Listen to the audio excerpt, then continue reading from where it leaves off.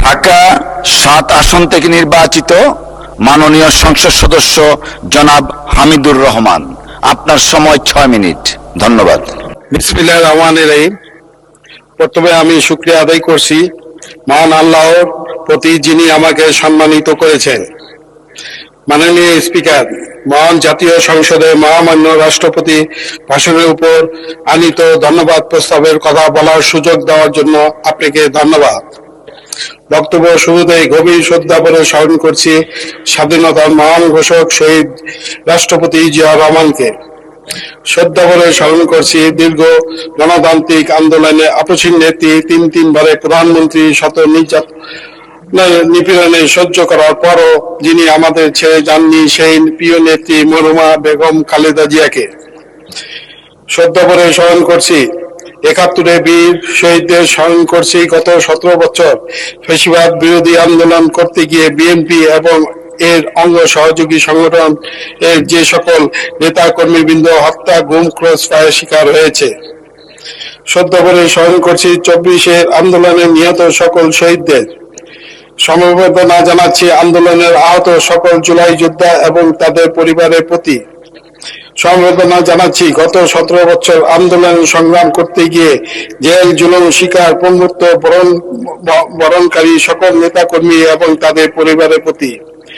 মাননীয় স্পিকার, কৃতজ্ঞতা প্রকাশ করছি বিএনপি চেয়ারম্যান ও মাননীয় প্রধানমন্ত্রী জনাব তারেক রহমানের প্রতি, যিনি আমার উপর আস্থা রেখেছেন এবং আমাকে দল থেকে ঢাকা ৭ আসনে মনোনয়ন দিয়ে এই মহান সংসদে আসার সুযোগ করে দিয়েছেন।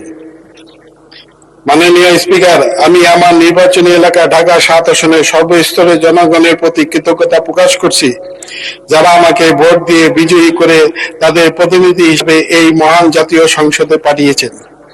মাননীয় স্পিকার, আমার নির্বাচনী আসন ঢাকা ৭, লালবাগ, চকবাজার, বংশাল, কোতালি এবং কামরাঙ্গীরচর এই অঞ্চলের সামান্য কোনো উন্নয়ন যদি হয়ে থাকে, সেটি বিএনপি সরকার আমলে হয়েছিল।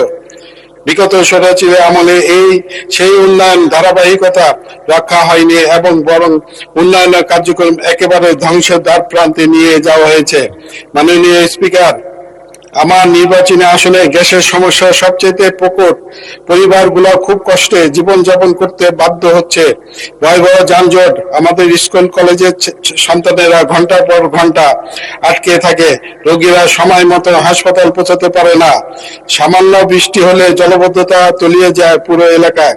ড্রেন আছে কিন্তু কার্যকর নিষ্কাশনের কোনো ব্যবস্থা নেই। ঐতিহাসিক বুড়িগঙ্গা আজ প্রায় মৃত। সরু রাস্তা এবং ঘনবসতিপূর্ণ এলাকা হওয়ায় অগ্নিকাণ্ড ঘটলে সময় মতন ফায়ার সার্ভিস গাড়ি পৌঁছাতে পারে না, যার কারণে ক্ষয়ক্ষতির পরিমাণ বেশি হয়। মাদক এই এলাকায় সমাজকে প্রায় গ্রাস করে ফেলেছে। বেড়িবাঁধ এলাকায় গেলে দেখা যায় চারিপাশে ছড়িয়ে ছিটিয়ে থাকা ময়লা আবর্জনা, দুর্গন্ধ পরিবেশ এবং ভাঙ্গাচোরা ঝুঁকিপূর্ণ রাস্তা। মাননীয় স্পিকার, আমার নির্বাচনী আসনে বিশেষ করে কোতালি, চকবাজার, বংশাল পাইকারি ও খুচরা ব্যবসায়ীদের প্রাণকেন্দ্র। যানজটের কারণে প্রতিদিন নানাবিধ সমস্যার সম্মুখীন হয় ব্যবসায়ীরা। মাননীয় স্পিকার, আমার নির্বাচনী আসনে কামরাঙ্গীরচরে থাকা মুসলিমবাগ কামালবাগ সংযোগে টোটায় একটা ব্রিজ স্থাপন অতি জরুরি। গ্যাস নিশ্চিত করতে জরুরি পদক্ষেপ নিতে হবে। যানজট নিরসনে আধুনিক পরিকল্পনা করতে হবে। স্থায়ী ড্রেনেজ ও আধুনিক পানি নিষ্কাশনের ব্যবস্থা করতে হবে। বুড়িগঙ্গাকে দূষণমুক্ত করে আবার জীবিত করতে হবে। আগুন ও মাদক থেকে আমরা নির্বাচনী আসনে জনগণকে রক্ষা করতে প্রয়োজনীয় ব্যবস্থা নিতে হবে এবং আমার নির্বাচনী আসনে কমপক্ষে 3টি আধুনিক সুযোগ সুবিধা সম্পূর্ণ ফায়ার সার্ভিস স্টেশন সহ বিভিন্ন পয়েন্টে ফায়ার হাইড্রেন্ট, পানির কল স্থাপন অতি জরুরি হয়ে পড়েছে। মাননীয় স্পিকার, লালবাগ, চকবাজার, বংশাল, কোতালি এবং কামরাঙ্গীরচরের নতুন বা পুরাতন ঐতিহ্যবাহী যে কোনো 3টি কলেজকে সরকারিভাবে অনার্স পর্যন্ত উন্নীত করা অতি জরুরি। মাননীয় স্পিকার, আমি আমার এলাকার জনগণকে কথা দিয়েছি, যখনই আমি সংসদে কথা বলার সুযোগ পাব, আমি আপনার মাধ্যমে মাননীয় প্রধানমন্ত্রীর কাছে আমার এলাকার সকল সমস্যা তুলে ধরব। আমি দৃঢ় বিশ্বাস করি মাননীয় প্রধানমন্ত্রী ঢাকা ৭ আসনে মানুষের প্রতিটি সমস্যা ধারাবাহিকভাবে সমাধান করে দিবেন। খোদা হাফেজ। বাংলাদেশ জিন্দাবাদ।